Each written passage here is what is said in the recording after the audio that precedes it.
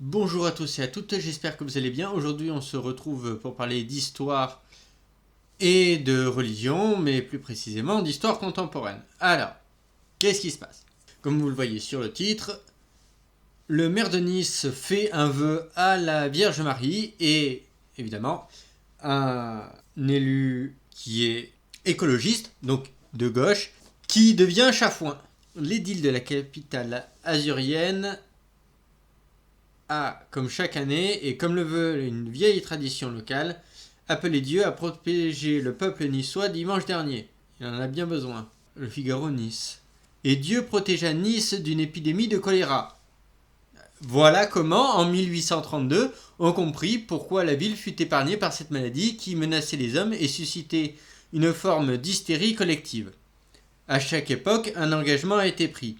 Si aucun cas n'avait été détecté dans la cité, alors le consul allait faire édifier une église et chaque année assister à une cérémonie religieuse pour qu'en quelque sorte offrir les clés de la ville à Dieu pour avoir sa protection. Dimanche dernier, soit 192 ans plus tard, le maire Christian Estrosi et certains de ses adjoints, mais aussi le député niçois et patron des Républicains Éric Ciotti, n'ont pas dérogé à cette tradition locale. Voilà. Donc si c'est tradition locale, pourquoi y réchapper? Ils ont d'ailleurs chacun relayé avec fierté sur leurs réseaux sociaux respectifs. L'idylle a renouvelé son vœu annuel à la Vierge Marie sur la place Saint-François, puis suivi d'une procession jusqu'à l'église du Vœu, bâtie donc en cet honneur, avant une messe présidée par le vicaire en présence des élus et avec au premier rang l'édile et sa compagne. Il a ainsi confié les destinées de la ville de Notre-Dame à Notre-Dame des Grâces. Comme il l'a écrit sur son compte Terrasse, je connais pas. Nos traditions nous ancrent dans cette ville que nous aimons. Partageons-les, a-t-il ajouté en soulignant une très belle messe. Idem pour Éric Ciotti, qui voit derrière ces fêtes une part essentielle de notre identité niçoise et les symboles de nos racines chrétiennes. Ne perdons jamais ces repères, a-t-il insisté le parlementaire sur X. Bon, il a insisté, c'est pareil. Alors, frontières. À la frontière entre tradition et religion, c'est une tradition, donc voilà. Ce rite fait toujours l'objet de critiques, d'atteintes à la laïcité. Cette année encore, ça n'a pas manqué. C'est de pire en pire à mesure que les élections approchent. On va finir par se jumeler avec Lourdes. C'est agacé l'élu écologiste Jean-Christophe Picard sur le réseau social. En conseil municipal, il s'était déjà étonné de ces diverses invitations à des messes tout au long de l'année qui mobilisent les moyens de la ville. C'est une atteinte à la laïcité déguisée, insiste-t-il, tout comme la chef de file du groupe, Juliette Chenzel-Leroux, qui juge qu'il ne faut pas mélanger tradition et religion pour au fond faire un discours politique. Je vois pas trop le discours politique, mais c'est pas grave. Mais derrière ce texte, qui ressemble quasiment à un conte, Christian Estrosi a une énième fois défendu qu'il avait été pris avant le rattachement du comté de Nice à la France. S'il a assuré lors de son discours que la collectivité respectait la séparation de l'Église et de l'État, comme l'a rapporté Nice Matin, le maire a réaffirmé que le texte est bien enregistré par ses services de la préfecture comme un texte qui s'applique.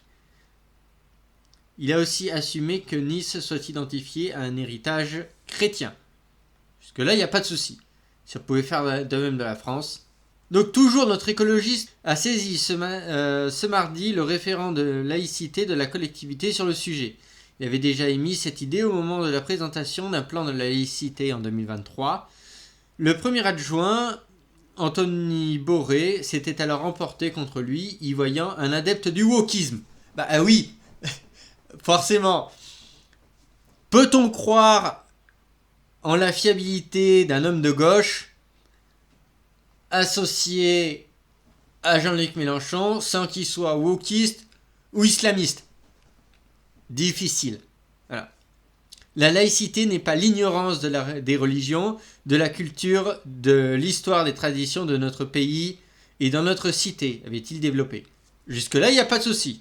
En 2023, Christian Estrosi s'était également rendu à la prière de la fête de l'Aïd, ce qui avait une fois provoqué l'ire de Philippe Vardon, l'élu Reconquête. Cette année, la location refusée de la salle municipale pour cette fête avait poussé le maire à réaffirmer qu'il était le maire de tous les Niçois, qu'il fête le Ramadan, Pécha ou Pâques. Alors, ce que j'en pense, c'est que ouais, je comprends maintenant. Oui, il ne faut pas mélanger tradition et religion pour au fond faire un discours politique. C'est vrai que là, c'est plus un discours politique. Puisque faut que tu choisisses, hein, mon gars. Tu peux pas aller à la messe et participer au Ramadan, ni même à l'Aïd. Il y a un truc qui va pas ensemble. Ma première idée était de dénoncer le fait que l'écologiste on va finir par se jumeler avec Lourdes. Alors là, il n'y a pas de souci. S'il se jumelle avec Lourdes, c'est parfait. C'est encore mieux. Et pourquoi pas le faire avec Lyon aussi, qui eux aussi ont été sauvés par la Vierge Marie lors de la peste. Ah ouais, mais bon, si ça marche. D'ailleurs, je sais plus où, je crois que c'était en Italie, qu'ils ont sorti le Christ parce qu'il pleuvait pas. Ou en Espagne, je ne sais plus. Et du coup, ils ont fait le tour de la ville, ce qui a été dénoncé bien évidemment par tout le monde, sauf évidemment les chrétiens, qui eux ont applaudi avec les deux mains. Et comme par hasard, la pluie est tombée. Voilà. Mais du coup, on a appelé ça le hasard. Voilà. Alors c'est marrant parce qu'il y a beaucoup de hasard, surtout quand ça fonctionne. Enfin bon. Dites-moi ce que vous avez pensé de cet article dans les commentaires. C'était KFRay et je vous dis à une prochaine fois.